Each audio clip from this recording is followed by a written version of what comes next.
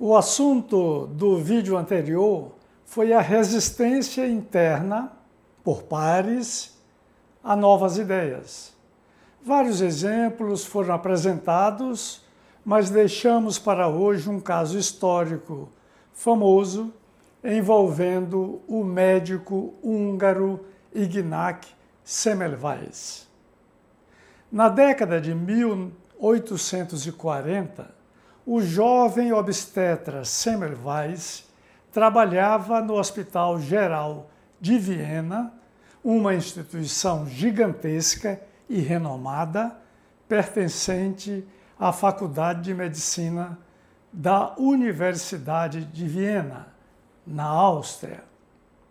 Sua contribuição inovadora para a medicina, que poderia salvar vidas em larga escala, foi alvo de uma oposição cerrada de pares, seus colegas médicos. Isto porque a febre puerperal, ou febre pós-parto, devastava a maternidade do Hospital Geral. Mulheres morriam aos montes após o parto, de infecção generalizada. Triste fim também para inúmeros recém-nascidos.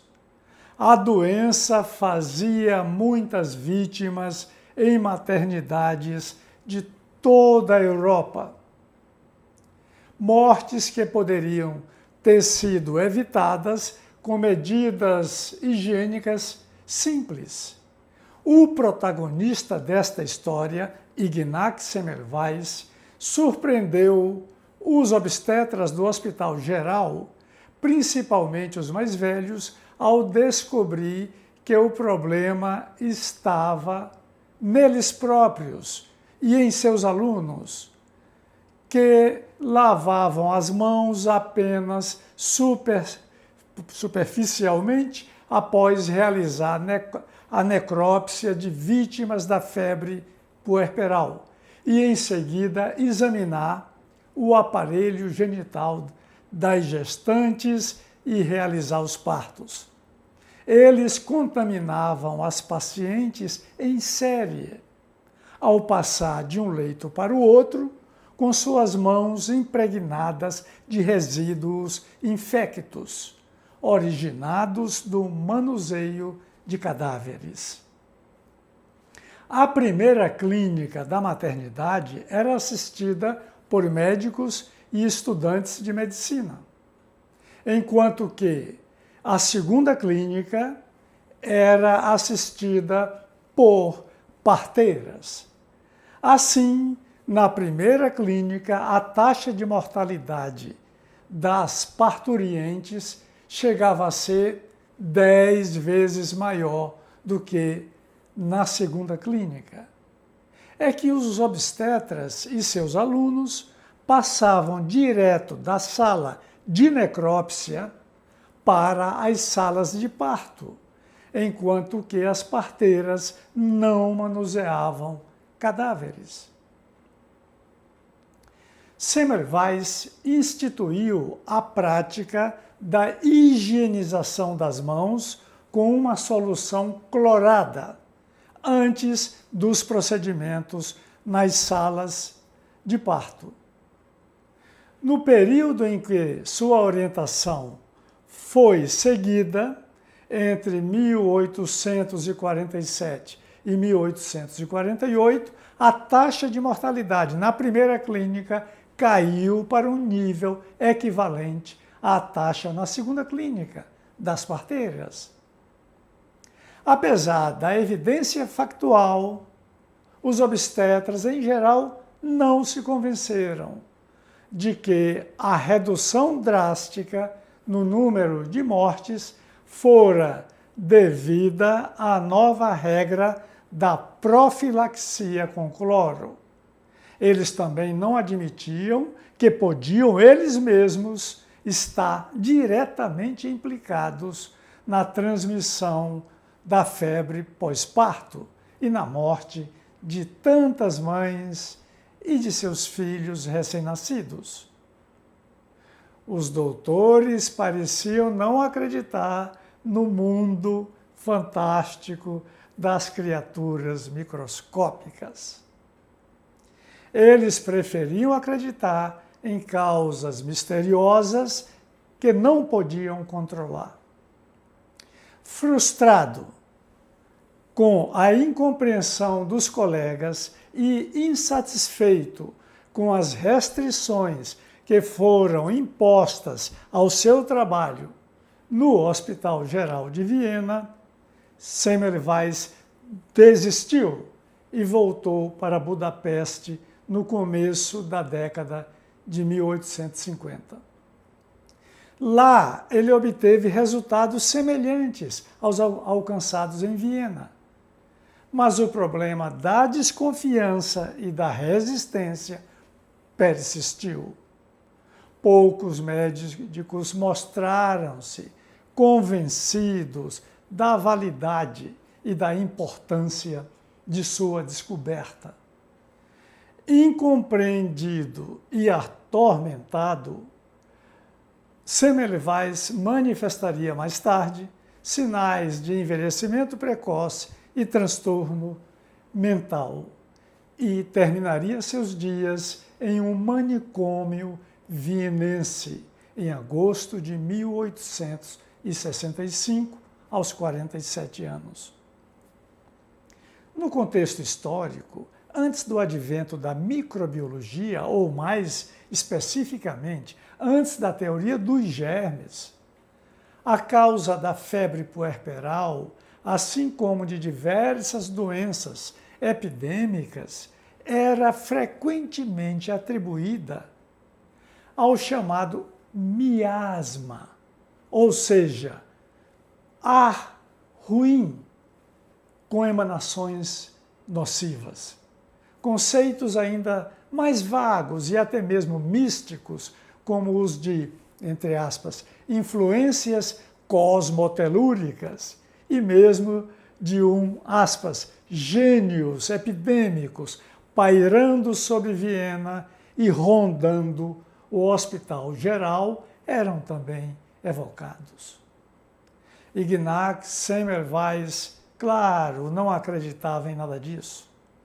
Sua hipótese era de que a febre puerperal era causada, entre aspas, por partículas cadavéricas de mulheres mortas pela doença, conduzidas pelas mãos dos obstetras e estudantes de medicinas diretamente inoculadas na genitália interna das pacientes, de onde seriam absorvidas pela corrente sanguínea e disseminadas pelos tecidos e órgãos.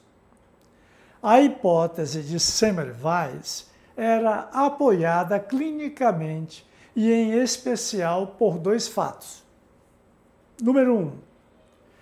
Um professor de medicina forense que feriu acidentalmente o dedo com o bisturi de um estudante durante uma necrópsia morreu de infecção generalizada.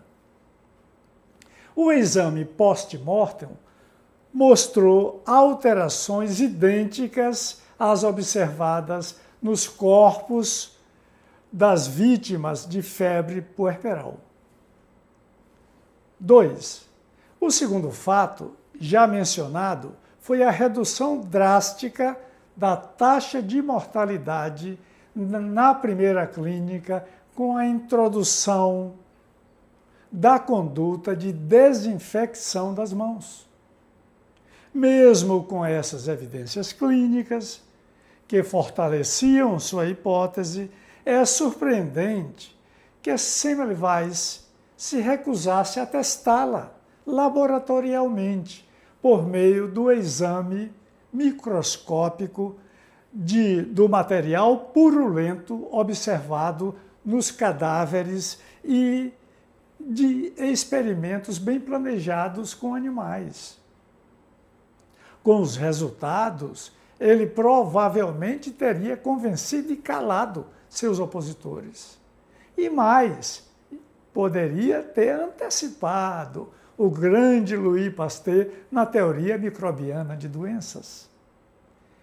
Isto se Semmelweis tivesse disposição para escrever e publicar os resultados de suas pesquisas, como é habitual no meio científico. Ele só publicou um relato pleno de suas observações e conclusões, decorrida mais de uma década, o que certamente contribuiu para a oposição que enfrentou. E mesmo assim, lamento dizer, o texto que publicou era por demais longo, repetitivo e um tanto confuso. A descoberta da origem bacteriana da febre puerperal aconteceu anos após a morte de Semmelweis e envolveu, entre outros pesquisadores, o próprio Pasteur, que demonstrou, no final da década de 1870, a presença de streptococcus hemolíticos no sangue de vítimas. A antisepsia só se estabeleceu nos hospitais perto do final do século XIX, após as contribuições decisivas de Louis Pasteur e do cirurgião bacteriologista Joseph Lister. Mas o processo não teve aceitação rápida nem pacífica. Como no caso Semmelweis, houve resistência. A noção de asepsia, que propiciou o surgimento de espaços livres de micróbios, foi assimilada a seguir em substituição à antisepsia nas salas cirúrgicas. Veja só, é de arrepiar só pensar que antes da introdução das medidas de desinfecção nos hospitais, os médicos comumente entravam nas salas cirúrgicas do jeito que vinham da rua e praticamente sem higienizar as mãos. Faziam a operação. E pior, usualmente sem anestesia. A principal fonte de consulta para esta apresentação é o livro cujo título utilizamos neste vídeo, isto é, A Peste dos Médicos. Veja a referência abaixo na descrição. Obrigado por assistir.